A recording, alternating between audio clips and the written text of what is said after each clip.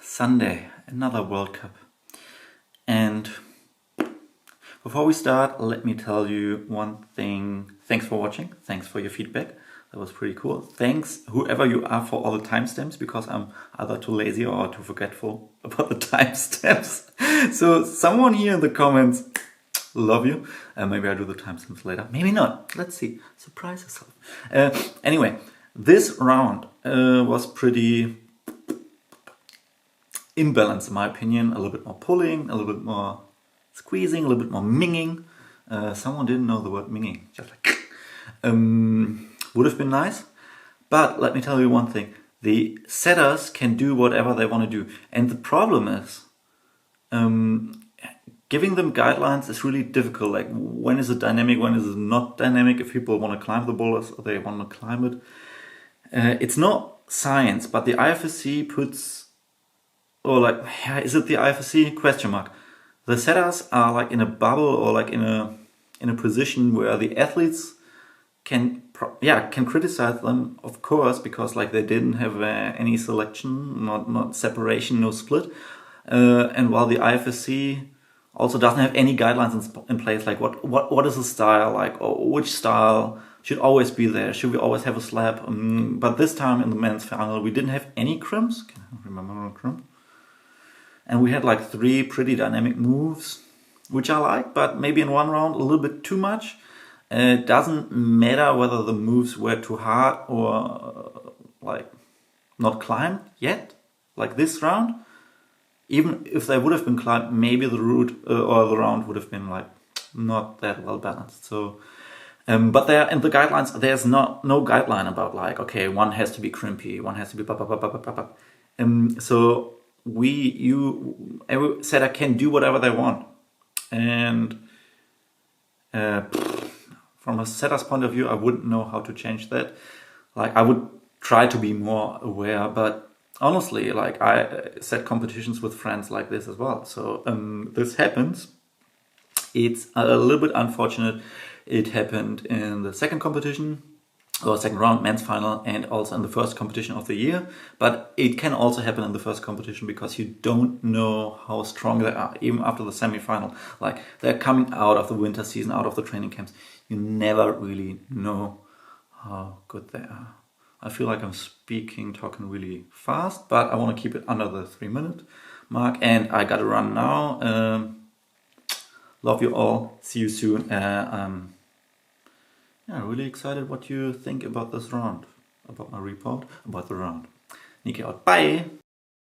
Anyway, let's get into it. Men's finals with Kokoro, Hannes Dulsen for the first time in a senior final. Meshdi Zoratu Anraku from Japan, also first time in the final. Jongwon and Paul from France. And we're going into boulder number 1.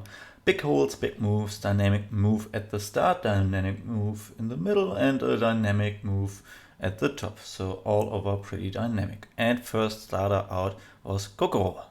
I forgot that it's actually 4 moves, and the first start move is also dynamic. Then step up, and on the right side there's a jib in his right hand where he can place a torque if you want to. You don't have to. And then it's all about hitting that green hole. Hold perfectly. And one try where he sticks it, he crosses over with the right hand first into the hole, hold, and sticks it. But you don't have to do the torque, you can also do a pogo, like Hannes here, second starter out. And it's really important how you hit and get the green hole. On the left side you can see that his left hand is a little bit further to the left, so in a better position. Apparently, I touched them once, and I think they're fading or like tapered from. There's like some good parts and some bad parts. Anyway, on the right side, you can see that his hand starts slipping and sliding to the left, and he's not able to hold the swing. It wasn't very obvious which method was way better. Kokoro, one of the taller climbers, is already fully spent here with the torque, and his right foot is really far to the right, so maybe even more momentum. Anyway, whether it was the pogo or the torque into the green hold, both worked. And then came this move, which was pretty difficult. You can see here again Meshti on the left side that he gets, even with the pogo, the left hold a little bit better. And it's not only about hitting it right, but also like arriving right. His left arm is a little bit further bent. He's faster, his hips already closer to the left. And now you can see that he's pulling immediately to minimize the impact, the swing, the momentum, while Hannes unfortunately arrives with long straight arms, cannot pull anymore and falls off. But I promised you another dynamic move, and here it is. Unfortunately, my internet doesn't want to show you Meshti in high res, so we will go to Zorato, almost full HD, but also only almost contact with the hold. Okay, the only one being able to stick the move were Meshti and Paul, so we will compare those two. Keep in mind, Meshti is 172 while Paul is 186. So Paul doesn't need that much speed and momentum to arrive at the hold at the top. Meshti, more speed, more momentum, arrives also a little bit further right, but you can see his foot already slipped. He accepts and embraces the loss of control and moves immediately into the left Gaston, pushes only one slide with his right foot, while Paul maybe has a little bit more control with his left arm. It's still in the 90-degree angle and he tries to stick his foot somewhere in. Unfortunately, this pushes him to the right, not further to the left. He tries to match and go dynamically to the left, only finds the mat while Meshti finds the top instead. Okay, Boulder 1, a nice opener. Unfortunately, only one top, but Paul was close as well. Then we are going into Boulder number 2. New dual tags and weirdly painted fiberglass holes, zebra holes by 360, and the top got a blocker later on. And there was a controversy on Instagram whether it's fair or not that the Japanese team already climbed for 3 weeks on these holes. One, we will never have like equality, the same conditions for all the different teams. Like some teams have better training facilities and have the newest holes. And second, as you can see, even on this low resolution stream, you can see which part has texture and which part has not. I get it. 3, if you complain about dual tags, I'm fully with you, but it's just my personal opinion. And if you're a comp climber, you gotta deal with it. So let's see how they deal with it. Okay, I hope you got where the part with the texture is and where it's not textured. So no friction. I put a lot of effort into this sketch. But yeah, let's see. Kokoro first started out and it's a slow slab climb, so don't get confused. And I think they added the zone after they took the videos. From my experience, I can say they take the videos sometimes like after day 1, and then maybe on day 2 the finals are still on the wall. You add something, or maybe they added this little jib, which was a little bit tricky because it wasn't that easy to hold, and you also needed to find the sweet spot on these dual text volumes to match your feet and stay calm. Oh, with the foot swap, watch out. Did not stay calm. Hannes, on the other hand, stayed calm. Was a little bit hasty here, but was able to correct his mistake. And then one last move, and that's where you can see they blocked the top hold. In the video they didn't do this to force the climbers to be a little bit more precise. Great to see here why Zorato did not top the boulder. Meshti, in his first or second attempt, tried to match this hold, didn't get the top, got it later. And now let's just take a look, because there isn't that much to analyze, how different these two different French friends climb. Meshti on the left side 172, while Paul is 186 centimeters, way taller, has to climb differently, and especially on the slab, taller people sometimes have an advantage, other times not, and it's just really difficult to set the same moves for every body type. But you can see that Meshti's left knee here is already really bent, and he has to engage really dynamic to make it to the top, while Paul can just like fall over. like I mentioned yesterday, the different camera angles make it sometimes really difficult, especially in a boulder like this, to analyze the wrong movement. But here we can take a look at the shadows. While Zorato is a little bit smaller than Meshti, we can see that he engages same but different, but is already further away from the wall. Take a look at the shadows. Meshti moves into the wall, his body is closer to the wall, while Zorato moves a little bit further away. Also probably misses the slot, but the shadow is way bigger, which means his hip is further away from the wall and he doesn't go below the hold, doesn't get the top. Meshti with 2 tops so far in front of Hannes and Paul, going into boulder number 3, another dynamic boulder, and I thought this would be a Meshti Spezial. Meshti special. Started slowly to the zone. 2 small nubbies.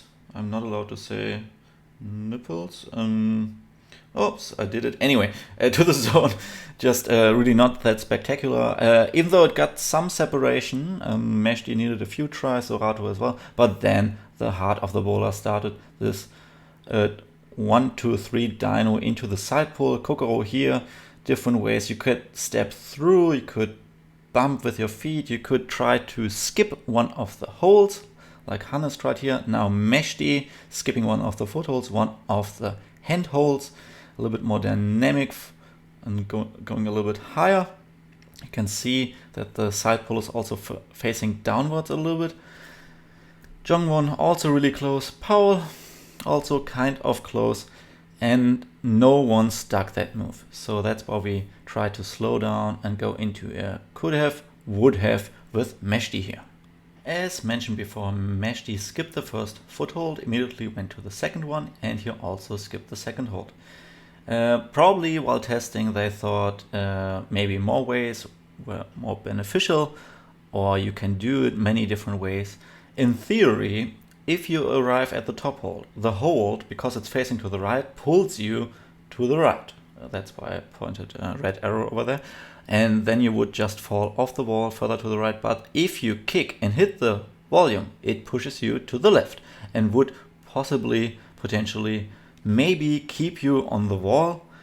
Unfortunately, no one did this, which was a little bit boring to watch, even though I like dynamic boulder problems. Yes, that was a little bit too much of a gamble. It was dynamic again. Boulder number 1 was dynamic, and now we're going into boulder number 4, which was also dynamic. So the whole round was pretty dynamic. And if we had a stopper move in boulder number 3 at the top, the stopper move in boulder number 4 was a little bit earlier, so we didn't even see the top. Did I spoil too much? Maybe, but you didn't pay any entrance, didn't pay any fees to see this, so enjoy me spoiling this. Nothing happened here. We see everyone struggle facing the wall, facing out into the crowd. Maybe they saw something really irritating or really beautiful over there. It didn't concentrate on the boulder anymore, but even if you faced forward, nothing was happening anymore. So let's skip through what they did. At least it wasn't, bad for your knuckles, tendons, fingers, because it was just slopers. It wasn't too high, so if you're scared of heights, also not too bad. Powell looked like the most promising, but mentioning again, and what I'll try to show you, he will remember that, or maybe not if he got a concussion, but Powell looked like the most confident and most promising in this boulder. Just compare Meshti and Paul. Paul on the left side, way taller. His knees are bent, so he can essentially jump higher, while Meshti is already fully stretched, straight, and his hands are also lower on the hold, so he's not even on the palming surface, which is not as nice. But as soon as he starts palming, or like what's the theory behind this move? Let's talk about this first. So in theory, standing in the corner, you were supposed, I think so, I guess, to jump high into the corner and to push through palm press with both hands. While it's almost only a horizontal line of footholds, as mentioned again, would have, should have, maybe have another really flat volume a little bit higher, because as soon as you jump out of a position where the footholds are on a horizontal line, it's always length dependent, which in this case means the taller you are, the easier it is, because you don't have a launch pad where you can engage. Anyway, it was too difficult. The gamble was nice, was there. The round was properly imbalanced, I would say. Make your own conclusions.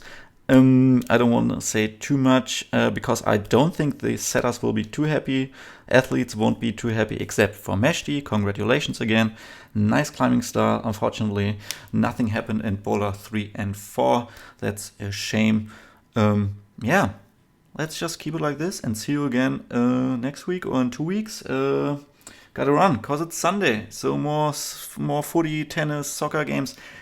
Nikki out. Let me know what you think about it. Bye.